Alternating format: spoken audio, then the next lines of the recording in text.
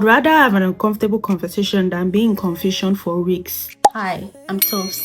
Let's have a soft conversation. Honestly, this is something I'm still learning myself. Because when somebody does something to us that hurts us, disappoints us, or convinces us, our first instinct is to sit with it. We start overthinking, we start creating different scenarios in our head. We start trying to figure out what they meant. And before we know it, we are stressed over something we haven't gotten clarity on. But I've realized that one of the softest things we can do for ourselves is to choose clarity, especially when it's someone important to you. Okay, for example, let's say someone tells you a friend said something about you. You now have two choices. You can sit there replaying it in your head, creating stories, assuming the worst, and just stressing yourself out.